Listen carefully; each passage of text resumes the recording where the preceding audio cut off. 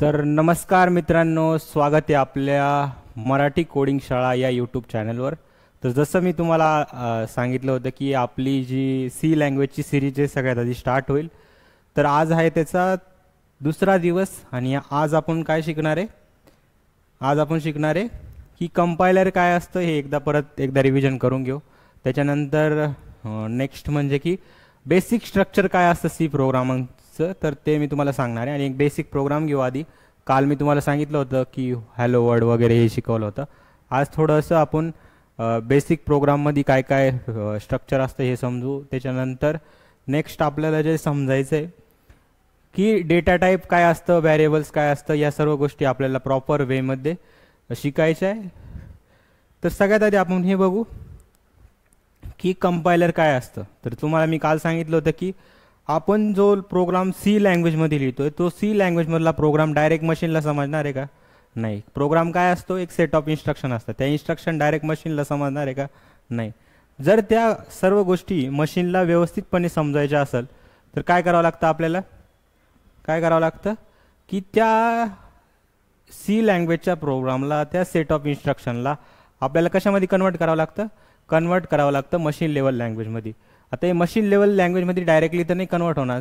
जर मला मराठी येतं आहे, समोरच्याला इंग्लिश येतं आहे, किंवा मला इंग्लिश येत नाही आणि दोन व्यक्तींना जर एकमेकांशी कम्युनिकेट करायचं असेल, कम्युनिकेट करायचं तर मध्ये कुणीतरी ट्रान्सलेटर पाहिजे तरच समजेल ना.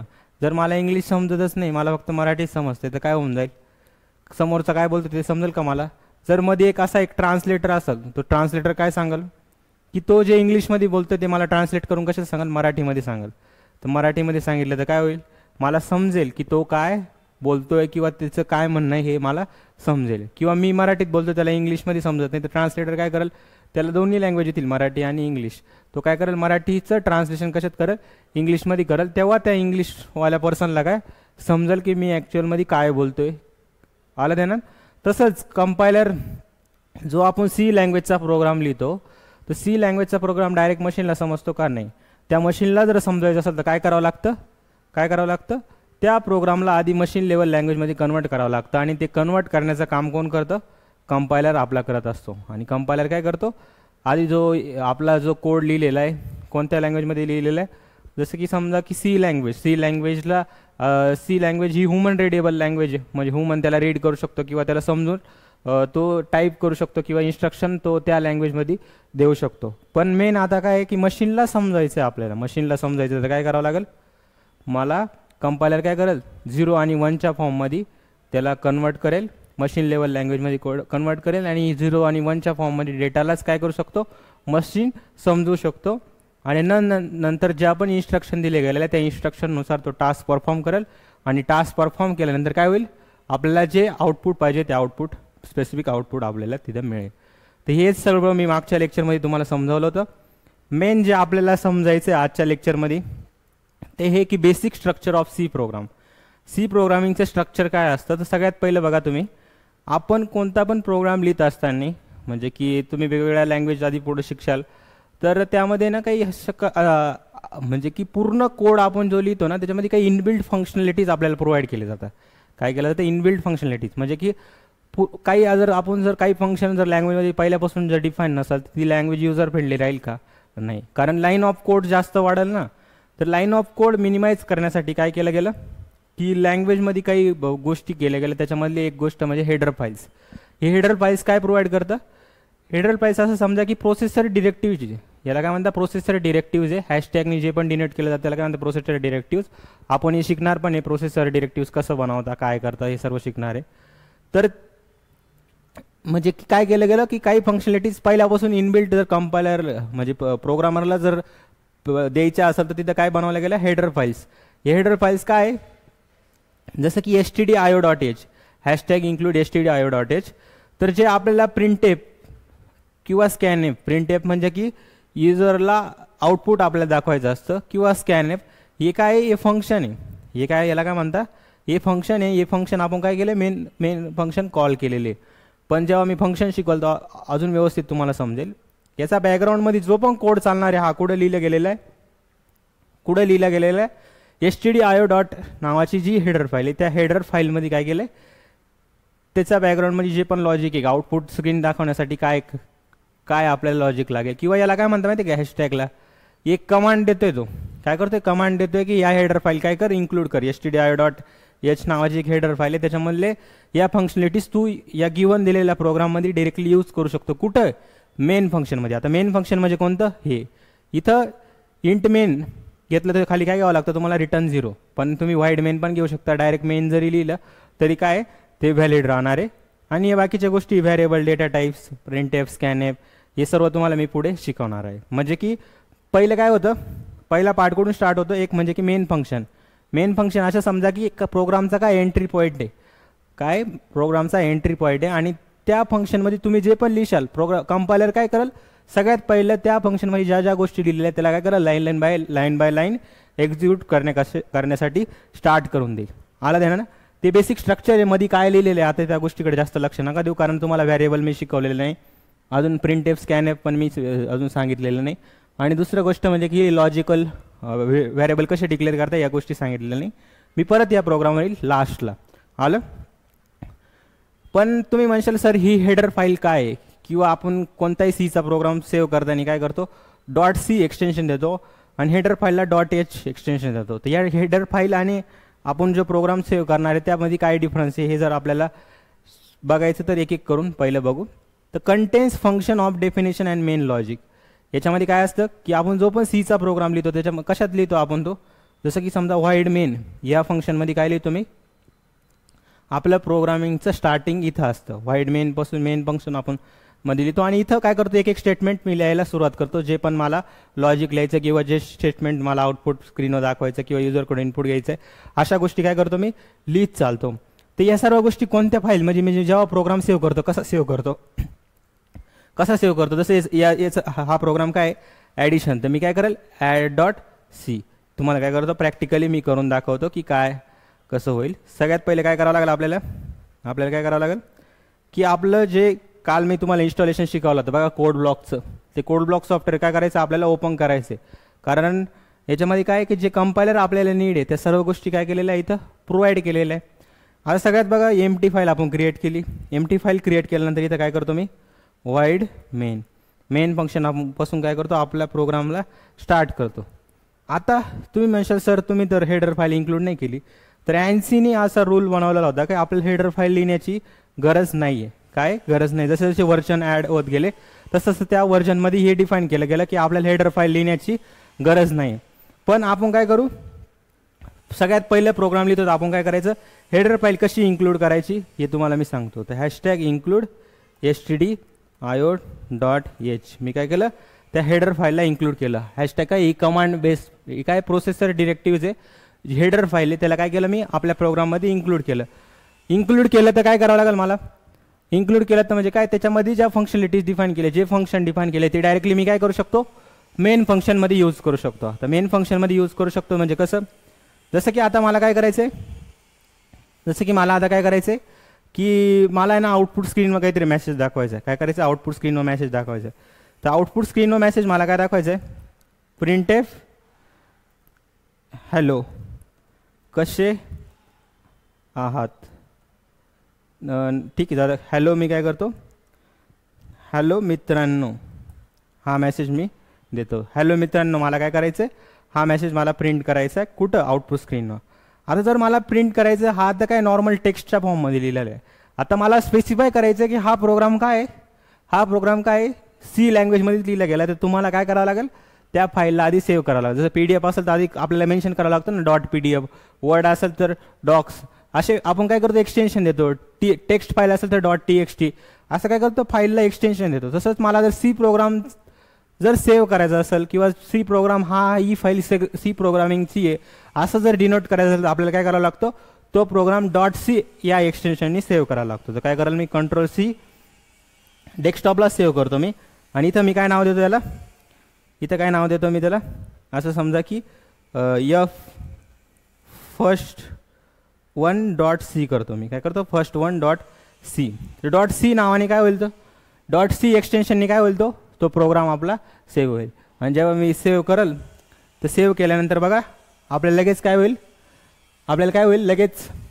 काय होईल, कलर फॉर्म फुल फॉर्ममध्ये तर डी नॉट कलर जी कंपायलरमध्ये इनबिल्ट फंक्शनॅलिटी ऑटो सजेस्ट म्हणता येईल त्याला, ऑटो सजेस्ट प्रोव्हाइड केलेलं, जसं की तुमची हेडर फाईल जर इन्क्लूड केली तुम्ही तर कोणत्या ग्रीन कलरमध्ये दिसेल. ही कंपायलरचं मी तुम्हाला सांगितलं होतं आयडी या गोष्टी प्रोव्हाइड करतं, कारण की काय डेव्हलपरला सगळ्या गोष्टी इझी जाव्या समजण्यासाठी, लवकर इफिशियंट वेने तो समजू शकतो, त्यासाठी काय असतं आयडी, आणि आयडी याच गोष्टी आपल्याला प्रोव्हाइड करून देतात. जसं VS कोडमध्ये पण बघशाल खूप साऱ्या फंक्शनॅलिटीज आहे. आपण आता कोड ब्लॉक्स यूज करतो कारण इन्स्टॉलेशनसाठी सगळ्यात इनिशियल लेवलला हे सगळ्यात बेस्ट आहे.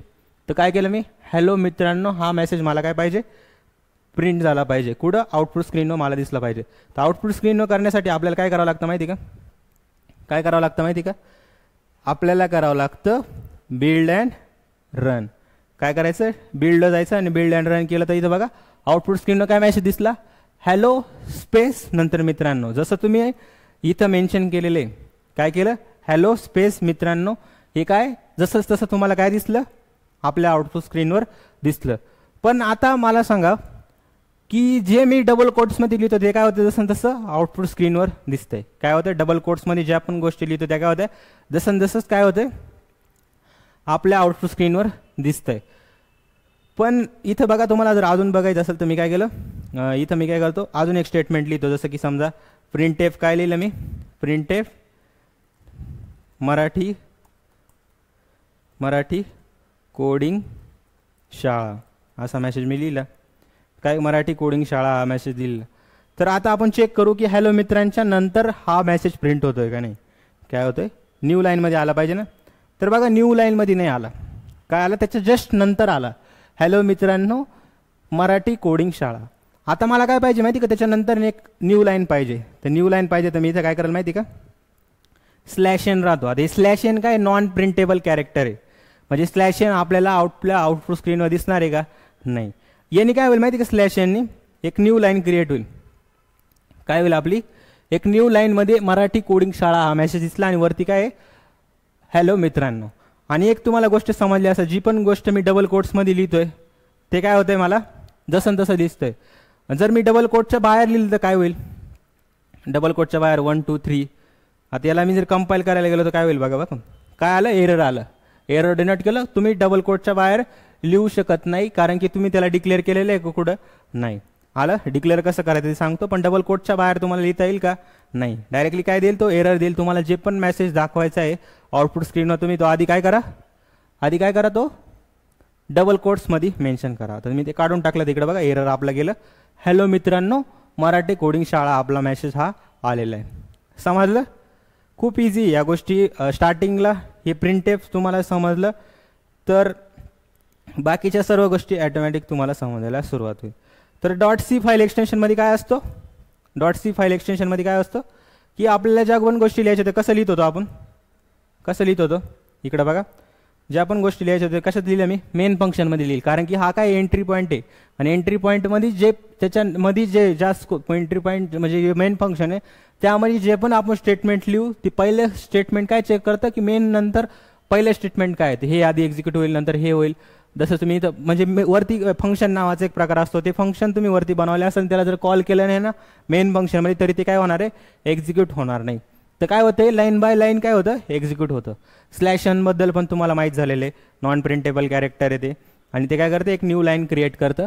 आणि या सर्व गोष्टी मी कुठं लिहिल्या मेनमध्ये, आणि या फाईलला मी सेव्ह करताना काय दिलं, .c एक्सटेन्शन दिले. तर या सर्व .c एक्सटेन्शन म्हणजे काय की contains definition and main logic. आणि याचं काय होतं .c एक्सटेन्शनमध्ये की ही कंपाईल होऊन एक ऑब्जेक्ट कोडमध्ये कन्वर्ट होतं. काय होतं, ऑब्जेक्ट कोडमध्ये. आता ऑब्जेक्ट कोड म्हणजे कोणता माहिती का तुम्हाला, बघायचं का ऑब्जेक्ट कोड कोणता आहे, first1.o इथं दिसतंय का तुम्हाला, first1.o. याला जर ओपन केलं ना मी इकडं बघा, मी काय करतो याला ओपन करतो.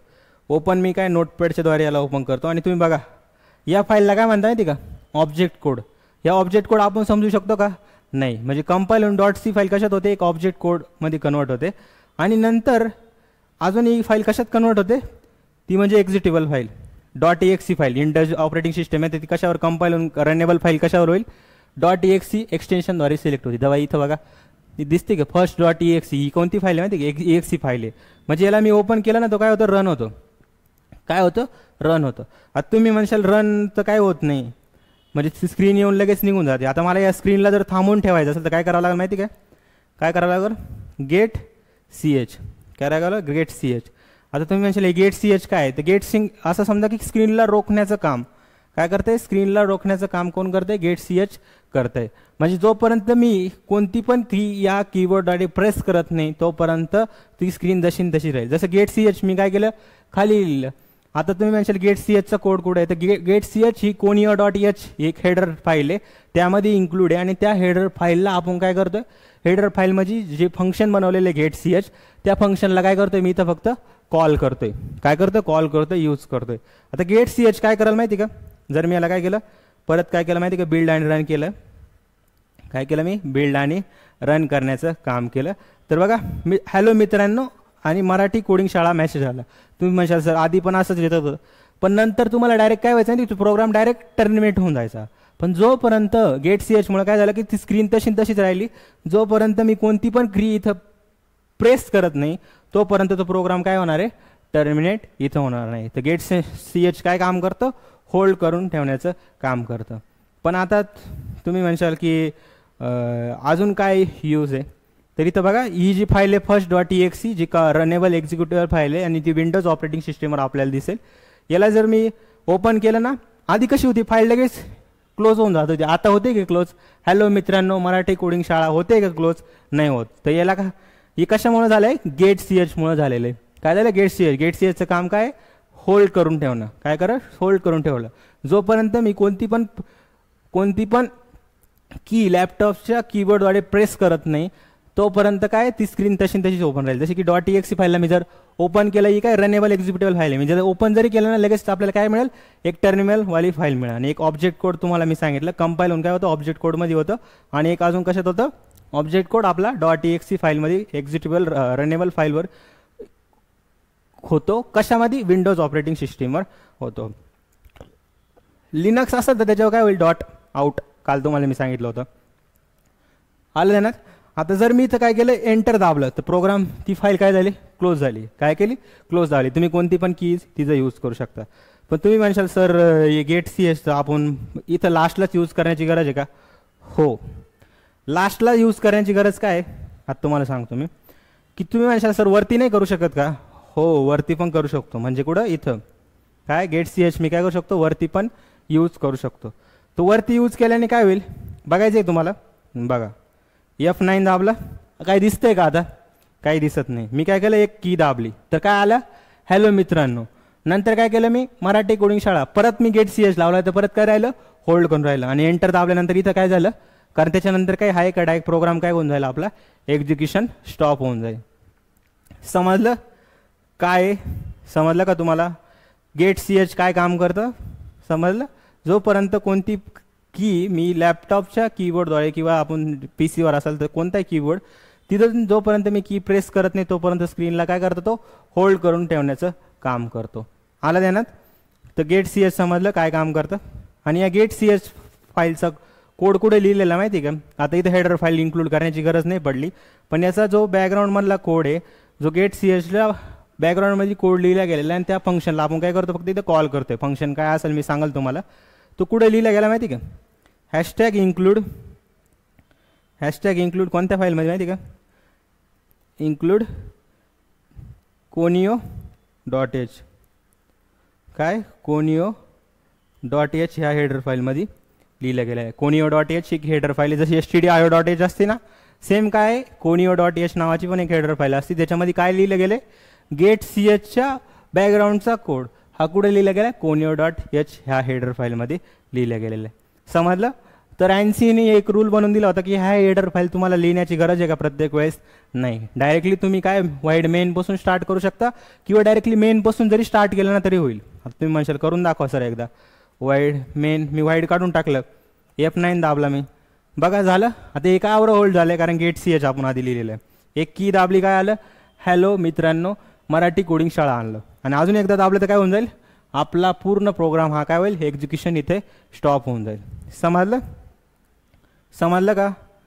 याला काय म्हणता येते का? याला म्हणता बेसिक सी प्रोग्रामचं स्ट्रक्चर. आणि हे तुम्हाला ऑलमोस्ट मी इथे एक्सप्लेन केलेलं आहे. बाकी तुम्ही मी नोट्समध्ये प्रोव्हाइड केलेल्याचे हे तुम्ही वाचू शकता. जसं की सगळ्यात पहिले मी ऑब्जेक्ट फाईल आहे तुम्हाला दाखवली, काय असते ती आपण नाही समजू शकत. ऑब्जेक्ट फाईल कन्वर्ट होऊन नंतर काय होते, कंपाईल केल्यानंतर ती ऑब्जेक्ट फाईलमध्ये होते सी प्रोग्राम आधी, आणि नंतर ती एक्झिक्युटेबल फाईल कशात होते, .exe मध्ये कन्वर्ट होते. आणि ती .exe ला आपण ओपन केलं तर ती काय राहते, आपली आउटपुट स्क्रीनवाली फाईल असते जी ॲक्च्युअलमध्ये एक्झिक्यूट होते ती. नंतर काय कंटेंट, हर व्हेरिएबल डेफिनेशन और इम्प्लिमेंटेशन, जसं इंट डेटा. आता इथं मी अजून व्हेरिएबल डिक्लेरेशन नाही समजावलं, पण हे सगळ्या गोष्टी कुठं असतात, .c फाईलमध्ये असतात. युजेस, प्रोग्रामची फंक्शनॅलिटी इम्प्लिमेंट करण्यासाठी आपण काय करतो, .c फाईलचं, म्हणजे .c जर एक्सटेन्शन दिलं तर सी लँग्वेज काय होईल, तो सी लँग्वेजच्या इन्स्ट्रक्शननुसार तो चालेल, किंवा सी लँग्वेजचं कंपायलर तुमच्या ऑपरेटिंग सिस्टीममध्ये असेल तर तो कंपाईल होईल, नाही तर नाही होणार. Contains declaration and prototype, header फाईलमध्ये काय असतं, डिक्लेरेशन असतात आणि प्रोटोटाईप क्रिएट केलेलं असतं, म्हणजेच फंक्शन्सवरती क्रिएट केलं जातं. आणि त्या फंक्शनचा आपण कॉल कुठं करतो, मेन फंक्शनमध्ये करतो. जसं प्रिंटएफ स्कॅनएफचं कुठं लिहिलं गेलं आहे, stdio.h मध्ये. गेट cs चा कुठं लिहिला गेला आहे, conio.h मध्ये. त्या फंक्शनला आपण काय करतो, फक्त कॉल करतोय कशामध्ये, मेन फंक्शनमध्ये. Not compile including .c files, काय नॉट कंपाईल म्हणजे कंपाईल करण्याची गरज नाही पडत, कारण जर तुम्ही त्याच्यामध्ये इन्क्लूड केलं, जर तुम्ही त्याला म्हणजे फक्त डिफाईन करताय, आणि जेव्हा तुम्ही त्याचा यूज त्या प्रोग्राममध्ये कराल तेव्हा काय होईल, त्याची फंक्शन काय होती, कंपाईल होती, म्हणजे ते कॉल करून ॲक्च्युअल काय होईल, ऑब्जेक्ट फाईल क्रिएट होईल. आणि ऑब्जेक्ट फाईल कशामध्ये होईल, परत .exe म्हणजे एक रनेबल फाईलमध्ये आपलं तयार होईल. याच्यामध्ये काय असतं, फंक्शन प्रोटोटाईप्स अँड कॉन्स्टंट. जसं मी तुम्हाला सांगितलं फंक्शनचे प्रोटोटाईप्स कोणते, जसं की stdio.h या हेडर फाईलमध्ये मोस्टली काय असेल, प्रिंटएफ आणि स्कॅनएफ आपण तेव्हाच यूज करू शकतो. तसं नवीन ANSI नवीन वर्जन जसे फीचर्स ॲड होत गेले तसं काय सांगितलं की हे हेडर फाईल इन्क्लूड करायची गरज नाही. पण आपल्याला माहीत पाहिजे ना की प्रिंटएफ स्कॅनएफ थोडी असेच थोडी आले, याचा बॅकग्राऊंडमध्ये कुठं कोड लिहिला गेलेला आहे, त्या हेडर फाईलमध्ये हा कोड याचं फंक्शन डिफाईन केलेलं आहे, आणि त्या फंक्शनला काय करतो, फक्त मेन फंक्शनमध्ये आपण डिफाईन करतो. Share declaration among the multiple files, काय त्या फाईलचा यूज करून आपण काय करू शकतो, मल्टिपल फाईल्समध्ये त्याचा यूज करू शकतो या डिक्लेरेशनला. हॅशटॅग प्री प्रोसेसर डिरेक्टिव्स त्यालाच म्हणतात. आता मी तुम्हाला आहे ना या गोष्टी डिरेक्टिव्स काय असतात तेव्हा अजून जास्त समजेल. आत्तापुरतं तुम्ही .c आणि .h मधलं एवढ्या गोष्टी सगळ्या काफी आहे तुम्हाला, आणि 22 मिनटं आपले झालेले इथे. पण मेन जो टॉपिक आज मी तुम्हाला शिकवणार आहे तो म्हणजे व्हेरिएबल. व्हेरिएबल काय असतं हे तुम्ही आधी समजा. व्हेरिएबल थोडं मिनिंग तुम्हाला इंग्लिशवरून समजलं असेल. व्हेरिएबल म्हणजे काय, व्हेरिएबल म्हणजे काय, बिंग ॲबल टू व्हेरी, मतलब म्हणजे काय, चेंज म्हणजे काय, चेंज. व्हेरिएबल म्हणजे काय, चेंज, जे बदलतं त्याला काय म्हणतो आपण, व्हेरिएबल. मग बदलतं म्हणजे कसं, जसं तुम्ही एक्स आणि वायच्या रिस्पेक्टनी ग्राफ ड्रॉ केला आहे का कधी, एक्स आणि वायच्या रिस्पेक्टनी, तर तिथं काय होतं असतं की एक दोन्ही व्हॅल्यू काय करतात, एकमेकांवर डिपेंड करतात. जसं की y=3x, y=3x हा ग्राफ आहे. म्हणजे मी काय करतो, जर x=1 ठेवला तर y काय येईल आपला 3 येईल, x=2 ठेवला तर y काय येईल आपला 6 येईल, x=3 ठेवला तर y काय येईल आपला 9. तर इथे काय होतं, चेंज होत आहे ना, आणि y ची व्हॅल्यू पण अपडेट होती कंटिन्युअसली, आणि x ची व्हॅल्यू पण काय होते, अपडेट होते. आणि या अपडेटेशनमुळे व्हॅल्यू काय होते, चेंज होते. आणि अशा व्हॅल्यू जर आपल्याला स्टोअर करायचं असेल आपल्याला काय डिक्लेअर करावं लागतं, एक व्हेरिएबल डिक्लेअर करावं लागतं. जसं की ईमेल आय डीला जर स्टोअर करायचं तर आपण काय केलं, एक ईमेल आय डी सगळ्यांचा वेगवेगळा राहू शकतो ना, जसं की प्रत्येकाचा ईमेल आय डी वेगवेगळा राहू शकतो, पासवर्ड पण वेगळ्याचा सगळ्यांचा काय वेगळा राहू शकतो. पण त्या पासवर्डला स्टोअर करण्यासाठी, ते स्ट्रक्चर डिफाईन करण्यासाठी आपल्याला काय करावं लागेल, त्या व्हेरिएबलला डिक्लेअर करावं लागेल, जसं ईमेल आय डी आणि पासवर्ड. म्हणजे चेंज होणाऱ्या गोष्टींसाठी जे डिक्लेरेशन आपण क्रिएट करतो त्याला काय म्हणलं जातं, व्हेरिएबल असं म्हटलं जातं. समजलं, म्हणजे की त्याच्यामध्ये रिअसाइनमेंट आपण करू शकतो. आता तुम्ही म्हणशाल असाइनमेंट काय, ते आपण नेक्स्ट लेक्चरमध्ये डिस्कस करू काय.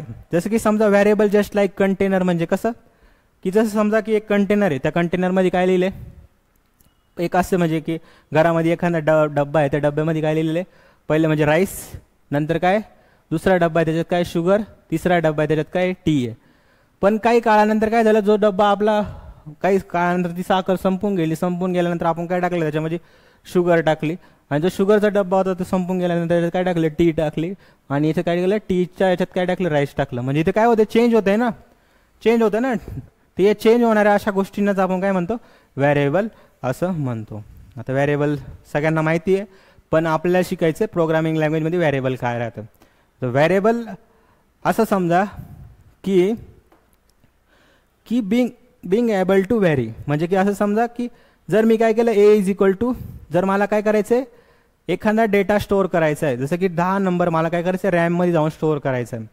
तर रॅममध्ये जाऊन स्टोअर करायचा तर तो 10 कुठे पण जाऊन स्टोअर होईल, पण मला हे माहीत पाहिजे की हा कोणत्या स्पेसिफिक लोकेशनला गेलेला आहे. काय करतं कोणत्या स्पेसिफिक लोकेशनला गेलेला आहे, किंवा मी त्या व्हॅल्यूला माझी नंतर 10च्या जागी त्याच जागी मला 20 जर टाकायचं असेल तर आपल्याला काय माहीत पाहिजे, त्याचं लोकेशन माहीत पाहिजे.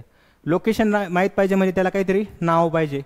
नाव असेल तरच आपण जाऊ ना, म्हणजे की ॲड्रेस द्यायचा आहे, म्हणजे ॲड्रेस रँडमली आपण काही पण देऊन दिला, पण त्या गोष्टीला नाव माहीत पाहिजे ना आपल्याला, काय आहे ती गोष्ट, काय आहे, कुठे आहे, कशासाठी फेमस आहे, किंवा काय कोणत्या रोडला आहे, तर रोडचं नाव माहीत पाहिजे ना, तेव्हाच आपण ॲड्रेस सांगू शकतो ना.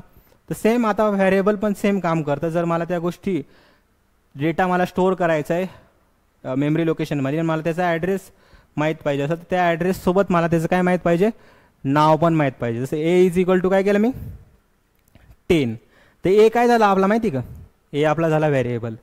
ए काय झाला आपला variable. A is equal to 10 केलं म्हणजे काय माहिती का, रॅममध्ये एक असं लोकेशन राहील, त्या लोकेशनवर काय जाईल, लोकेशन राहील, त्याचं नाव काय राहील, ए नाव लोकेशन राहील, त्याचा ॲड्रेस समजा काय, ॲड्रेस काय त्याचा समजा इथं दिलेला आहे मी 4001, हा त्याचा काय ॲड्रेस आहे, काय 4001 त्याचा ॲड्रेस आहे. तर काय ए नावाचा लोकेशन आहे, त्या ए नावाच्या लोकेशनचा ॲड्रेस 4001 आहे. तर 4001 वर जाऊन काय कर, हा 10 जाऊन स्टोअर कर. काय केलं तो, हा 10 जाऊन स्टोअर कर. तर समजलं व्हॅरिएबलचं स्टोरेज म्हणजे की व्हॅरिएबल कसे स्टोअर करतो आपण मेमरीमध्ये, हे तुम्हाला आता समजले असेल. तर ए इज इक्वल टू 10 म्हणजे काय की 10 जाऊन काय होईल, ए व्हॅरिएबलचा जो ॲड्रेस आहे, ए नावाचं व्हॅरिएबल आहे त्याचा जो ॲड्रेस आहे तिथे जाऊन काय होईल, तो स्टोअर होईल. समजलं व्हॅरिएबल कसे डिक्लेअर करता. आता तुम्ही म्हणशाल सर इथं व्हॅरिएबलमध्ये आपण इंटिजर टाईपचा डेटा डिफाईन, इंटिजर टाईपचा डेटा हे केला आहे, काय म्हणते इंटिजर टाईपचा डेटा स्टोअर केला आहे, पण मला आता काय करायचं आहे, म्हणजे मला एमध्ये आता काय स्टोअर करायचं आहे, एमध्ये मला स्टोअर करायचं आहे, समजा काय स्टोअर करायचं आहे की परत मला की नाव स्टोअर करायचं आहे, जसं की कॅरेक्टर स्टोअर करायचं, जसं जे नाव स्टोअर करायचं आहे, एमध्ये काय करायचं आहे जे नाव स्टोअर करायचं आहे. तुम्ही म्हणशाल याचा काही डेटा डिफाईन तर पाहिजे ना, जसं की मेमरीमध्ये जर डेटा डिफाईन नसेल तर कोणी येऊन काही स्टोअर करून देईल त्या नावाच्या गोष्टीवर. मग काय करावं लागेल, तर ते काय करावं लागेल म्हणजे काय करावं लागेल, त्या व्हॅरिएबलचा आपल्याला डेटा टाईप पण मेन्शन करावं लागेल. तर तुम्ही कोणत्या टाईपचा डेटा तिथे स्टोअर करणार आहे, असं डायरेक्ट थोडी व्हॅल्यू जाऊन तिथे स्टोअर होईल, नाही. तर तुम्हाला त्याच्यानंतर काय शिकणं गरजेचं आहे की त्या व्हॅरिएबल डिक्लेरेशन सोबत आपल्याला शिकणं जे गरजेचं आहे ते म्हणजे काय गरजेचं आहे, गरजेचं आहे आपल्याला त्याला डेटा टाईप कसे डिफाईन करता. पण व्हॅरिएबल डिक्लेअर कसे करता याचे रूल पण तुम्हाला माहीत पाहिजे, आणि डेटा टाईप मी पुढे शिकवतो तुम्हाला कसे डिक्लेअर करायचे.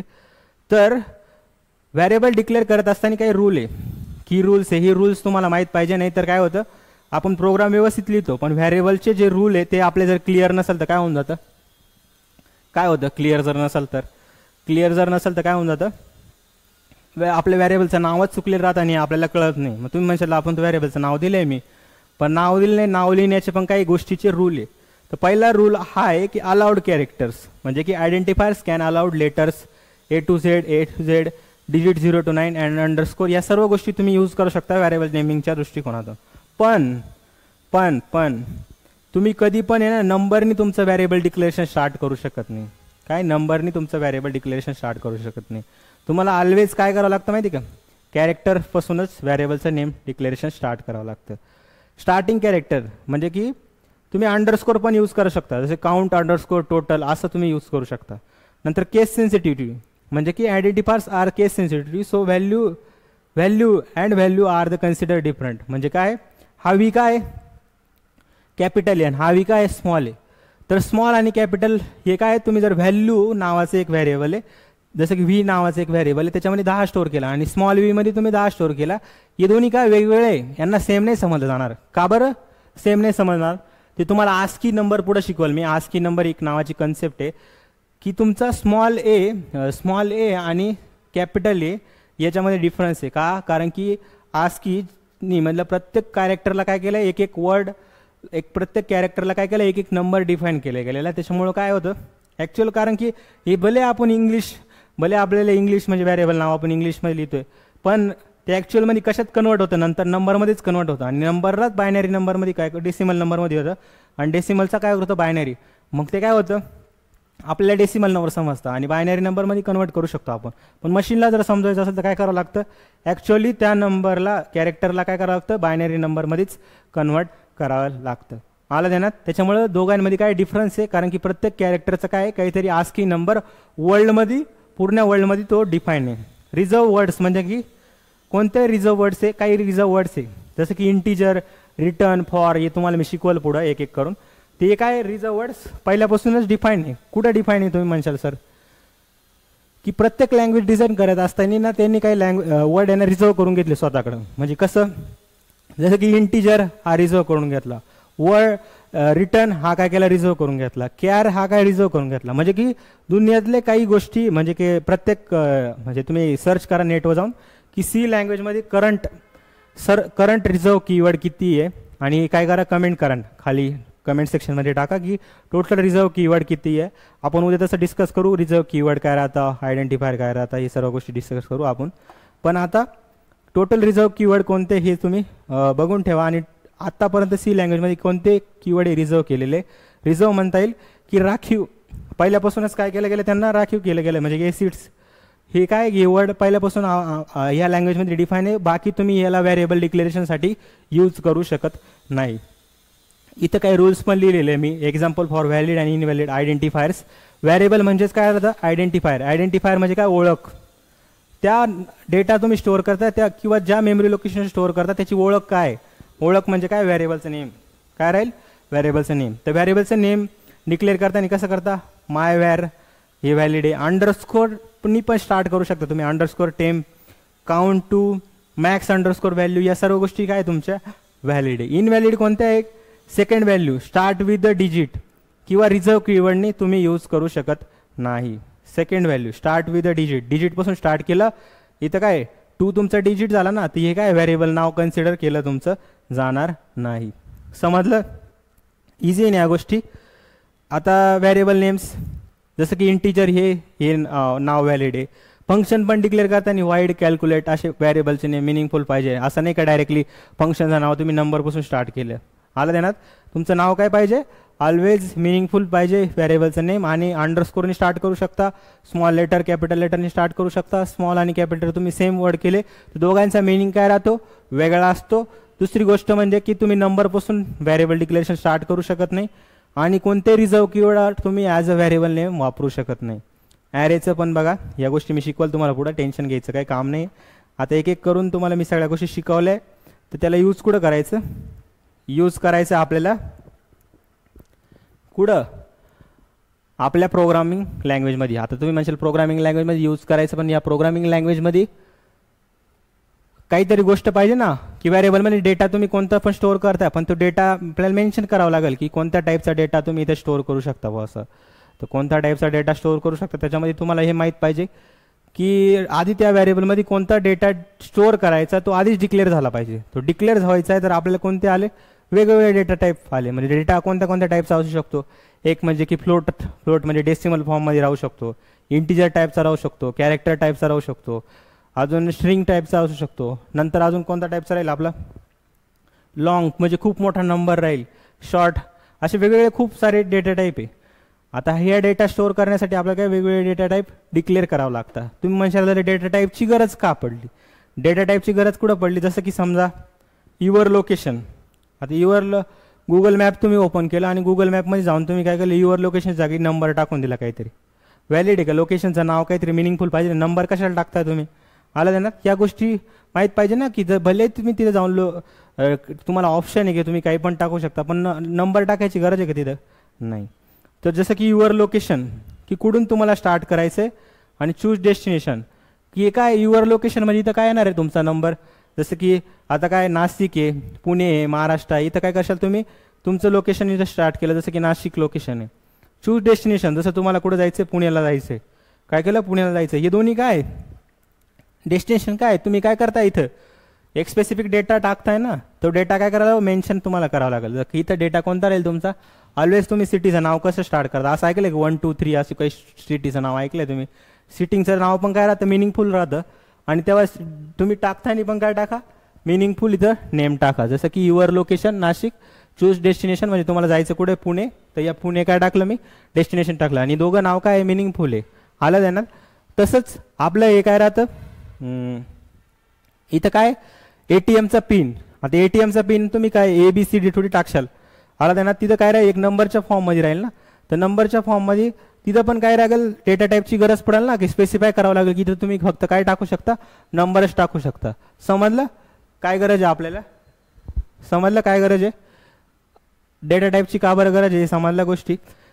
गुगल मॅप, ATM पिन, मी चांगले चांगले एक्झाम्पल इथं आणत असतो, कारण आपल्याला समजणं लवकर इम्पॉर्टंट आहे, आला देणार.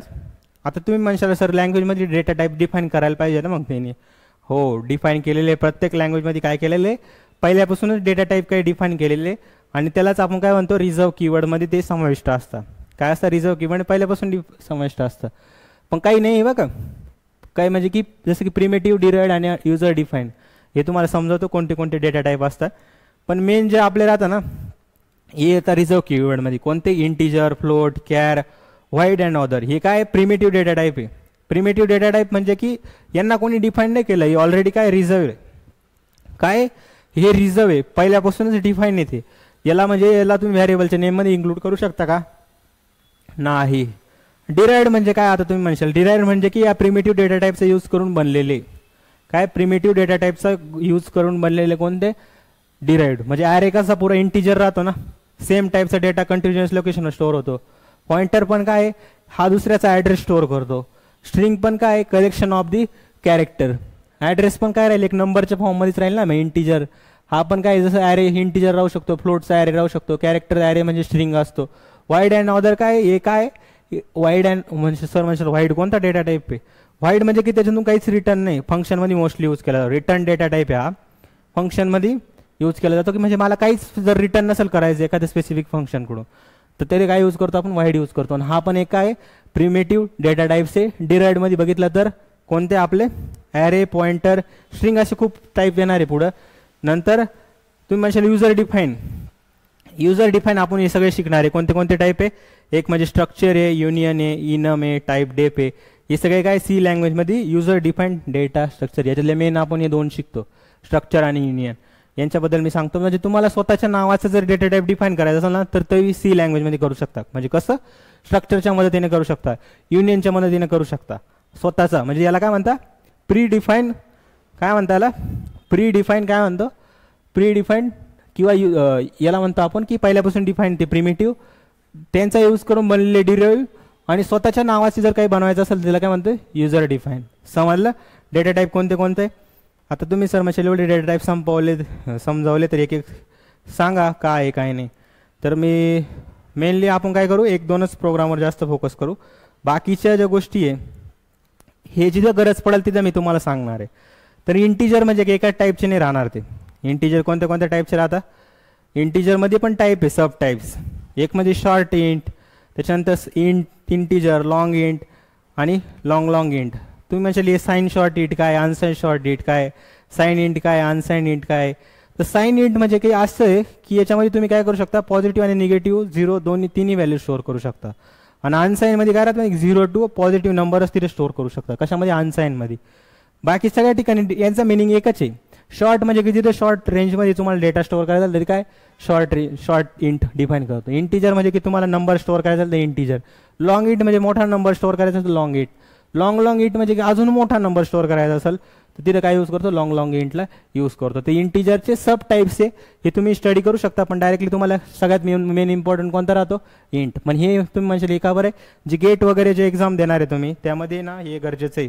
तिथे आहे ना क्वेश्चन्स राहतात किंवा क्वेश्चन्सला आपल्याला सॉल्व्ह करायचं, किंवा इंटरव्ह्यूमध्ये पण तुम्हाला विचारू शकता की शॉर्ट इंट, मग त्याच्यामध्ये जर हा प्रोग्राम आहे याचा आउटपुट काय येईल, तिथे शॉर्ट इंट असे डेटा टाईप आहे ना डिफाईन केले जातात. तर तुम्ही म्हणशाल सर हे व्यवस्थित अजून सांगा. तर आपल्याकडे आहे ना अजून याची रेंज डिफाईन आहे. रेंज डिफाईन आहे म्हणजे की प्रत्येक डेटा टाईपला ना काहीतरी साईज दिली गेलेली. काय दिली गेलेली, साईज दिली गेलेली. तर एक लक्षात ठेवा, कोणती साईज म्हणजे की आपला जो डेटा जाऊन स्टोअर होणार आहे मेमरी, म्हणजे की इंट टाईपचा तुम्ही डेटा डिक्लेअर केला तर त्याची साईज किती राहील हे तुम्हाला माहीत पाहिजे. तर साईज किती राहील माहिती का, इथं समजा एक बीट जी राहते ना आपली, त्या बीटमध्ये काय राहू शकतो, एक नंबर एक तर तुमचं 1 राहू शकतो किंवा 0 राहू शकतो. ऑब्व्हियसली तुमचा नंबरमध्ये नंतर सेंड होणार आणि बायनरी नंबरमध्येच तुमचा डेटा कन्वर्ट होणार आहे ना, कारण मशीनला तेच समजतं. तर एक जी बीट असते ना, त्या बीटमध्ये काय असतं माहिती का, एक बीट जे राहते त्याच्यामध्ये 2 व्हॅल्यू येऊ शकते, एक तर 0 येऊ शकते किंवा 1 येऊ शकते. म्हणजे एकखटी 2 नाही बघा, एका वेळी एकच व्हॅल्यू येईल, एक तर 1 येईल किंवा 0 येईल. तसंच इंटिजरमध्ये ना, इंटिजरमध्ये काय असतं माहिती का, जसं की इंटिजर आहे ना, हा 4 बाईट्स आहे मोस्टली. इंट बघा 4 बाईट, डिपेंड ऑन कंपायलर. जुन्या कंपायलरमध्ये तो 2 बाईटचा पण आहे, न्यू कंपायलरमध्ये तो काय 4 बाईट्स आहे. तर तुम्ही म्हणशाल सर एन बीट काय, एन बीट म्हणजे ना, जर तुम्ही एन हे घेतलं, काय म्हणता येईल त्याला, तुम्ही काय केलं, एन बीट घेतला तर 2n बाईट राहतो. म्हणजे की एक बाईट कितीचा असतं माहिती का, एक बाईट म्हणजे काय 8 बीट असतं. काय राहतं, 8 बीट म्हणजे काय 1 बाईट, आणि म्हणजेच 2 म्हणजे काय 8. काय राहतो, इथं थोडं मिस्टेक झाली आपली. काय मिस्टेक पाहिजे, 1 बाईट म्हणजे काय राहतो 2n. म्हणजे जर 1 बाईट असेल तुमचं, तर 1 बाईट असेल तर म्हणजे काय राहील, 1 बाईट म्हणजे किती बीट्स राहतील आपल्या, 2n. काय होईल 2n. तर इथं लक्षात ठेवा, हे थोडं फॉर्म्युला का लक्ष नका देऊ तुम्ही. 1 बाईट म्हणजे काय असतं माहिती का, 1 बाईट म्हणजे 8 बीट असतं. 8 बीट म्हणजे काय 2 काय असतं 2 म्हणजे की याच्यामध्ये किती नंबर ऑफ पेज आहे व्हॅल्यू येण्याचे, की तुम्ही 8 ठिकाणी 8 पोझिशन तयार होतील तुमच्या 1 बाईटमध्ये. जसं की समजा इथं किती येईल, 8 बीट तयार होतं ना आपल्या, 0 1 0 1 0 1 0 1, काही पण तुम्ही व्हॅल्यू तुमच्या जाऊन तिथे स्टोअर होतील. 1 आणि 0 पण येऊ शकतं, 0 आणि 1 पण येऊ शकतं. पण हे काय माहिती का, हा डेटा स्टोअर करतो तुमचा, काय करतो डेटा स्टोअर करतो.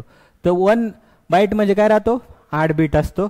आणि जसं की शॉर्ट इंट किती बाईटचा राहतो, 2 बाईटचा. 2 बाईटचा म्हणजे त्याची रेंज माहिती किती, -32,768 पासून तर 32,767 पर्यंत राहील. आणि रेंज 0 to 65535. म्हणजे की तुम्ही याला डिक्लेअर कसं करू शकता माहिती का, short int is equal to काय, याची मिनिमम व्हॅल्यू काय, साईन मी तुम्हाला सांगितलं निगेटिव्ह पॉझिटिव्ह दोन्ही नंबर स्टोअर करतो. म्हणजे काय होईल माहिती का, -32768 हा एक्समध्ये जाऊन हा नंबरची लोएस्ट सांगितली मी, हायेस्ट किती राहू शकते 32767 पर्यंत तो स्टोअर करू शकतो. अनसाईनमध्ये काय होईल माहिती का, अनसाईनमध्ये फक्त पॉझिटिव्ह नंबर होईल. आणि याची रेंज बघा काय, 0 to 6535 पर्यंत तुमची अनसाईनची रेंज आहे. आणि साईनची रेंज काय निगेटिव्ह 32,768 पासून तर पॉझिटिव्ह 32,768 पर्यंत रेंज आहे. तर या रेंज तुम्हाला समजून जातील. तसंच इंटिजर 4 बाईटचा राहतो, त्याची बघा तुम्ही एवढ्या नंबरपर्यंत काय करू शकता, स्टोअर करू शकता. आणि याला डिक्लेअर कसं केलं जातं, साईन अनसाईन. याची गरज पडत नाही मोस्टली साईन आणि अनसाईनची. बाय डिफॉल्ट जो राहतो तो साईन राहतो आपला. बाय डिफॉल्ट जो आपण इंटिजर डिक्लेअर करतो तो काय राहतो, साईन राहतो. म्हणजे त्याच्यामध्ये तुम्ही निगेटिव्ह एवढा नंबर स्टोअर करू शकता आणि पॉझिटिव्ह एवढा नंबर स्टोअर करू. या रेंजमध्ये काय होईल तुमचा डेटा. आणि साईनमध्ये काय होईल 0 पासून तर तिथपर्यंत चालला जाईल. सेम लॉंग इंट किती आहे 4 बाईटचा राहतो, किंवा काही सिस्टीमसाठी 8 किंवा सम सिस्टीमसाठी 8 बाईटचा पण आहे. लॉंग इंट पण आहे आपला 8 बाईट्स आहे. 8 बाईट म्हणजे माहिती की किती, आता तुम्ही विचार करा, एक बाईट म्हणजे 8 बीट्स असतात, तर 8 बाईट म्हणजे विचार करा तुम्ही की इतका मोठा नंबर आपला स्टोअर करू शकतो. तर हे पूर्ण बघा, हे व्हॅरिएबल डिक्लेरेशन आहे आणि हे तुम्हाला माहीत पाहिजे म्हणून मी लिहिलेलं आहे. जसं आपण व्हॅरिएबलला डिक्लेअर जर करायचं असेल तर डायरेक्टली काय करू शकतो, मी इथं डायरेक्टली ना इथं समजा आपलं काय करतो, आता इथलं आहे ना या गोष्टी ना कमेंट करून देतो. कमेंट करायचं तर काय करावं लागतं माहिती का, कंट्रोल आणि इकडं काय करायचं, फक्त हे पूर्ण याला सिलेक्ट करायचं. आणि इथं काय करतो मी, समजा इथं स्टार द्यायचं ना मला, बॅकस्लॅश इथं काय करायचं स्टार. जसं स्टार दिलं म्हणजे काय होईल, मल्टीलाईन कमेंट म्हणता याला. काय म्हणता, मल्टीलाईन कमेंट. काय म्हणता याला, मल्टीलाईन कमेंट. तर हे काय झालं, एवढा ब्लॉकला काय केलं मी, कमेंट केलं. सिंगल लाईन कमेंट म्हणजे काय करावं लागतं माहिती का, जसं की इथं मी सिंगल लाईन कमेंट देतो. सिंगल लाईन कमेंट म्हणजे कसं, असं कमेंट देऊ शकता, समजलं. Single line comment. आणि हे काय म्हणता मल्टीलाईन कमेंट म्हणजे मल्टिपल. आता तुम्ही म्हणशाल कमेंट म्हणजे काय, याचा प्रोग्राम कंपाईल होत असताना याचा कडे बघितलं नाही जाणार, असं इग्नोर केलं जाईल त्याला. समजलं काय राहतं मल्टीलाईन कमेंट आणि सिंगल लाईन कमेंट. झालं. आता हे आज इंटिजरच टाईप होतील आपले आणि त्यालाच व्यवस्थित घेऊ आपण. याला काय करतो मी, इंट इंट. आता याच्यानंतर काय करावं लागतं माहिती, व्हॅरिएबलचं नाव. व्हॅरिएबलचं नाव जसं ए घेतलं मी, एमध्ये काय टाकलं मी, एमध्ये 10 टाकलं. काय केलं, 10 टाकलं. आता या 10ला जर प्रिंट करायचं तर काय करेल मी, प्रिंट एफ. काय करेल मी, प्रिंट एफ %d आणि काय करेल मी, एला प्रिंट करेल. काय करेल, एला प्रिंट करेल. आता मला सांगा आउटपुटला काय दिसेल आपलं, काय दिसेल आउटपुटला, हे तुम्ही म्हणशाल हे %d काय, पण %d असे की नॉन प्रिंटेबल कॅरेक्टर आहे. म्हणजे तुम्ही जर इंटिजर टाईपचा डेटा स्टोअर करत असाल तर तुम्हाला इथं काय करावं लागतं, मेन्शन करावं लागतं. %d, %u पण मेन्शन करू शकता, %i पण मेन्शन करू शकता. असे वेगवेगळे फॉर्मॅट स्पेसिफायर आहे. कशाला, डेटा टाईपला प्रिंट करण्यासाठी, डिनोट करायचे. हे काय डेटा टाईप डिनोट करतोय ना, की कोणता डेटा टाईप तुम्हाला प्रिंट पाहिजे आउटपुट स्क्रीनला. डबल कॉट्समध्ये काय इथं दाखवलं होतं %d, काय करावं लागतं, एला इथं आपल्याला घ्यावं लागतं. समजलं, हा समजलं. मी काय करतो, F9 इथं प्रेस करतो आणि तुम्ही बघा आपलं काय आउटपुटमध्ये काय आलं, 10 आपल्याला दिसतोय. 10 काय झालं, आपला नंबर दिसून गेला.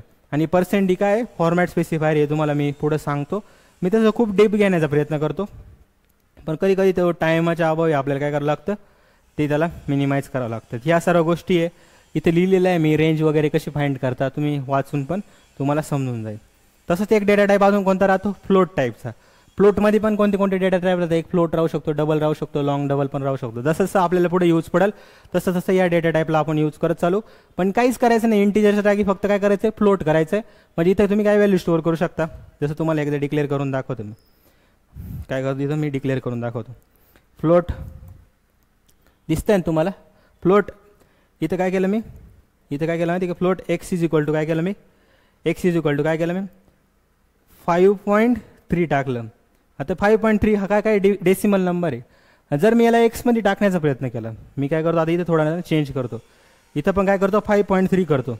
आता तुम्ही बघा बघा, मी काय करतो इथं ना याला प्रिंट करतो. कशाला, एक्सला प्रिंट करतो. तर काय केलं, प्रिंट एफ. आणि इथं काय केलं मी, %. इथं काय करावं लागतं, जसं %d इंटिजरसाठी राहतो ना, इथं काय राहील माहिती का, %f.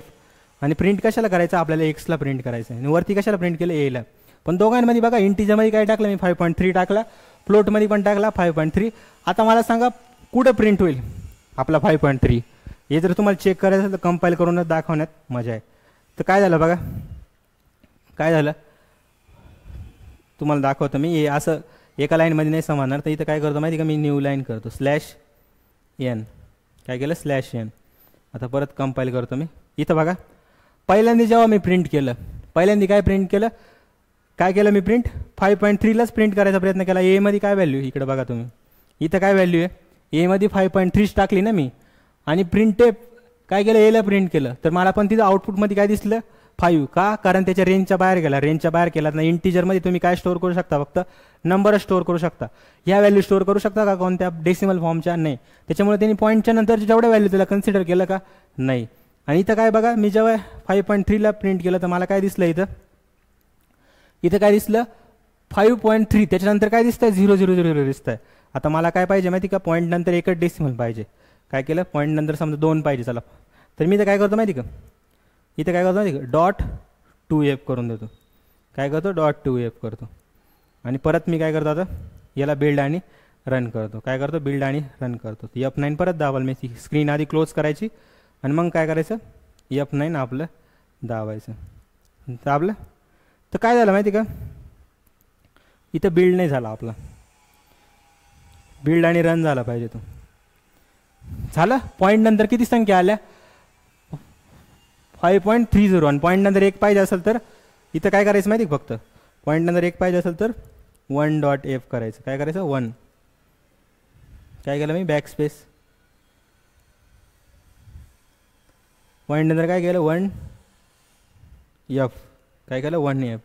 तर काय होईल बघा बघा, आता बघा तुम्ही, आला 5.3. समजलं. पॉईंट नंतर किती व्हॅल्यू आपल्याला पाहिजे, ते काय करायचं, .1f. 2 पाहिजे असेल .2f. हे तुम्हाला कुठे यूज होईल, एरिया ऑफ सर्कल अशा प्रोग्राममध्ये आपलं यूज होऊन जाईल. समजलं. हे 2 डेटा टाईप समजले का सगळ्यांना. आता डबल म्हणशाल तुम्ही, डबल काय पुढे यूज करूच आपण, डबल, लॉंग डबल. काहीच नाही करायचं, फक्त काय करायचं माहिती का, फ्लोटच्या जागी डबल टाकायचं. इथं डबल म्हणजे काय, मोठ्या साईजचा डेटा स्टोअर करू शकतो. लॉंग डबल म्हणजे त्याच्यापेक्षा पण मोठ्या साईजचा डेटा स्टोअर करू शकतो. काहीच नाही, डेटा टाईपच्या जागी काय करायचं, फक्त तुम्हाला हे मेन्शन करत चालायचं.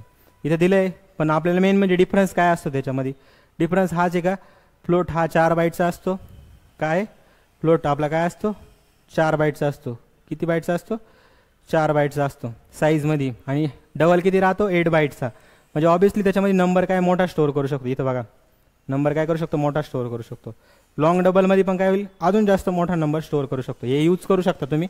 इथं मी तुम्हाला डिक्लेअर करून दाखवले. जास्त याच्यात वेळ वाया नाही घालवत, कारण आपल्याला पुढं भरपूर प्रोग्राम याच्यावर घ्यायचे, याच्या बेसिसवर. त्याच्यामुळे टेन्शन काय घ्यायचं काम नाही, पण तुम्हाला माहीत पाहिजे म्हणून मी सगळे डेटा टाईप इथं मेन्शन केलेले.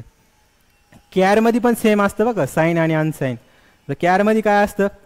कॅरमध्ये एक राहतो साईन कॅर. कॅर म्हणजे की याची साईज काय राहते? 1 बाईट राहते. साईन कॅरची पण 1 बाईट, याची पण 1 बाईट. याची रेंज बघा काय असते? -127 to 127, म्हणजे 0 to 255. हे काय? इफ अनसाईन असेल तर काय होईल? फक्त 0 to 255 होऊन जाईल. इथं बघा 0 to 255 आणि साईनमध्ये -128 to 127च्या रेंजमध्ये आपण काय करू शकतो? त्याच्यामध्ये डेटा स्टोअर करू शकतो.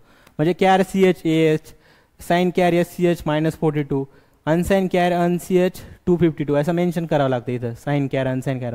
पण एवढं डीपमध्ये जाण्याची गरज नाही, आपल्याला फक्त हे माहीत पाहिजे कॅरेक्टर डेटाला कसं डिक्लेअर करता. तर कसं डिक्लेअर करता? इकडं बघा मी काय करतो? कॅर काही पण नाव शकतो. एक्स इज इक्वल टू काय करतो मी? एक्स तर ऑलरेडी डिक्लेअर आहे ना आपलं. तिथं काय करतो मी? के इज इक्वल टू काय करतो मी? इथं ना सिंगल कोट्समध्ये काय टाकतो मी? के टाकतो. तर या केला काय करायला माहिती आहे तो? प्रिंट करून देईल. आता इथं काय करायचं? प्रिंट करायचं ना मला. तर कॅरेक्टरला जर प्रिंट करायचं असेल तर कोणता आपल्याला नॉन प्रिंटेबल कॅरेक्टर यूज करावा लागतो? कोणता यूज करायला लागतो? %n काय करावं लागतं? /n काय करावं लागतं? इकडे बघा /n इथं काय %. आता काय करायला लागतं नाही? %c काय यूज करायला लागतो? %c आपल्याला यूज करावा लागतो. कॅरेक्टरसाठी काय? %c तुम्हाला यूज करावा लागतो. F9 दाबल मी. आता बघा आपल्याला काय आलं? 5.3 आणि के का बरं आला नाही? नुसतं F डाऊन होईल का आपल्याला? याला काय करावं लागेल? आधी बिल्ड करावं लागेल. बिल्ड नंतर काय करावं लागेल आपल्याला? बिल्ड अँड रन करावं लागेल. तर परत काय आला? आपला कॅरेक्टरच आला. इथं काय झालं माहिती का? हा इकडे काय येतोय? कॅर सी झाला. के आपण त्याच्यामध्ये प्रिंट केला %c, आणि इथं मी काय प्रिंट केलं? एक्सलाच प्रिंट केलं. पण आपण स्टोअर कशात केला आहे? केमध्ये केला आहे ना. तिथं काय करावं लागेल मला? केच मेन्शन करायला लागेल. आलं? समजलं काय चुकलं होतं आपलं? 5.3 आणि के. समजलं? हे थोडं डेटा टाईप कसे डिक्लेअर करायचे हे तुम्हाला माहीत पाहिजे. बाकी जसे जसे मोठे पुढं प्रोग्राम येतील तशा गोष्टी आपण काय करू? इथे घेत चालू. आलं दे ना?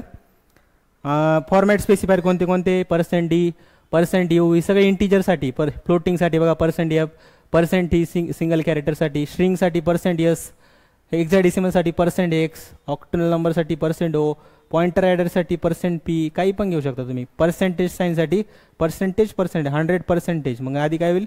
इथं 100 येईल आणि नंतर % आणि डन. हे असं तुम्ही इथं डिक्लेअर करू शकता. एक्झाम्पल मी सगळं दिलेलं आहे. सगळ्या गोष्टी लेक्चरमध्ये घेणं शक्य नाही, पण तुम्ही नोट्समधून काय करू शकता? रिवाईज करू शकता, नोट्समधून प्रॅक्टिस करू शकता. आलं आहे ना? प्रिंट ॲप काय करतं? आउटपुट दाखवण्याचं काम करतं. जे पण डबल कोट्समध्ये तुम्ही लिहाल ते काय करतं? जसं जसं आउटपुट टाकू शकता, किंवा आपल्याला ज्या फॉर्मॅटमध्ये डेटा आउटपुटमध्ये दाखवायचं तेव्हा फॉर्मॅट आधी स्पेसिफाय करावा लागतो. %f, %u, %c या फॉर्मॅटमध्ये. आणि तो काय होईल? ज्या फॉर्मॅटमध्ये डेटा स्पेसिफाय करशाल तसंच काय दिसेल तुम्हाला? आउटपुटवर दिसेल. स्कॅनॲप हे काय तुम्हाला मी सांगेल तुम्हाला नंतर. ठीक आहे, चला घेऊनच घेऊ. स्कॅनॲपच्या द्वारे आपण एक युजरकडून 2 नंबर घेऊन त्याची ॲडिशन परफॉर्म करू. हा प्रोग्राम पण घेईल. स्कॅनॲप म्हणजे काय? युजरकडून मला रन टाईमला काही इनपुट घ्यायचं असं, त्या इनपुटला रीड करण्यासाठी कोणतं फंक्शन आहे, किंवा युजरकडून इनपुट घेण्यासाठी कोणतं फंक्शन आहे? स्कॅनॲप नावाचं फंक्शन आहे. तुम्ही म्हणशाल सर हे तर कळालं आम्हाला काय काय नाही. मेन तुम्ही काय दाखवा? प्रोग्राम करून दाखवा. काय दाखवा? प्रोग्राम करून दाखवा. तर आम्ही काय करतो आता? या प्रोग्रामला इथून डिलीट केलं मी. सगळ्यात पहिले काय केलं मी? वाईड मेन फंक्शन कुठून स्टार्ट होतं? आपलं मेन फंक्शनपासून स्टार्ट होतं. आता जे पण स्टेटमेंट मी इथे लिहिणार आहे ते काय होतील? सगळ्यात पहिले एक्झिक्यूट व्हायला स्टार्ट होईल. आता मला सांगा 2 नंबर घ्यायचे, तर 2 नंबरचे व्हॅरिएबल पण आपल्याला डिक्लेअर करावं लागेल ना, कारण त्या नंबरला रीड करून आपल्याला काय करायचं? स्टोअर पण करावं लागेल. तर मी काय केलं इथं? इंट ए एक व्हॅरिएबल घेतला, किंवा मी आधी तुम्हाला ना जसं इन जनरल फॉर्मॅट आहे तो सांगतो, आणि मग नंतर काय सांगतो मी? युजरकडून कसं इनपुट घ्यायचं ते सांगतो मी. इंट 10 इज इक्वल टू काय केलं? ए इज इक्वल टू 10 म्हणजे काय होईल? Int A is equal to 10 केलं म्हणजे काय होईल? ए नावाचं एक मेमरी लोकेशन बघल आणि त्या मेमरी लोकेशनच्या ॲड्रेसवर जाऊन 10 काय होईल आपला जाऊन स्टोअर होईल. तसंच काय केलं int B is equal to काय केलं मी 20 केलं आणि इथं काय केलं मी इंट सी मध्ये काय करतो माहिती का 2 नंबरला ॲड करायचं आहे ना मला ते ए प्लस बी करून दिलं मी. काय केलं ए प्लस बी करून दिलं. आता तुम्ही म्हणशाल सर आउटपुट स्क्रीनवर पण मला दाखवायचं आहे. दाखवायचं काय करायचं प्रिंटेप काय करेल मी पर्सेंट काय करेल आता मी मला आउटपुटला दाखवायचं आहे ना हा डेटा कोणता इंटिजर फॉर्मॅटचा तर फॉर्मॅट मला स्पेसिफाय करावं लागेल पर्सेंट डी आणि आता मला काय करायचं पर्सेंट डी आणि कशाला प्रिंट करायचे सीला मला प्रिंट करायचं केलं. इथं काय करतो आता मी याला F9 करून रन करून दाखवतो. 2 नंबरची ॲडिशन आपली झाली काय 10 + 20 केल्यावर काय येतं 30. इथं मी काय केलंय डायरेक्टली 2 व्हेरिएबल आपण डिक्लेअर केले आणि त्या व्हेरिएबल मध्ये जी व्हॅल्यू त्याची ॲडिशन करून आपण काय केलं एक्सप्रेशन बनवलं एक ए आणि बीला ॲड केलं 10 आणि 20 ॲड झाले आणि सीला मी प्रिंट केल्यानंतर मला काय मिळाली या दोघांची ॲडिशन मिळाली. पण आता मला काय पाहिजे माहिती का कोणता पण नंबर युजरनी एंटर केला पाहिजे. काय केलं युजरनी एंटर केला पाहिजे. तर हा प्रोग्राम तुम्ही लिहून घेऊ शकता आधी आणि नंतर मी तुम्हाला शिकवतो कोणता काय करायचं आपल्याला. मी आता काय करतो याला काय करतो मल्टीलाईन कमेंट करून देतो आणि या कमेंटला मला एंड कुठं करायचं इथं तर स्टार आणि काय करावं लागेल मला परत इथं हे द्यावं लागेल. मी याला कमेंट करून काय केलं हे आता प्रोग्राममध्ये कन्सिडर केली जातील का नाही आलं. आता मला काय करायचं आहे युजरकडून इनपुट घ्यायचे म्हणजे रन टाईमला मला काय भेटलं पाहिजे इनपुट भेटला पाहिजे आणि ते इनपुटची ॲडिशन करून मी एक कॅल्क्युलेटर सारखा प्रोग्राम मला बनवायचा आहे. तर काय करायचं आहे मला सगळ्यात पहिले व्हेरिएबल तर आपल्याला डिक्लेअर करावं लागेल.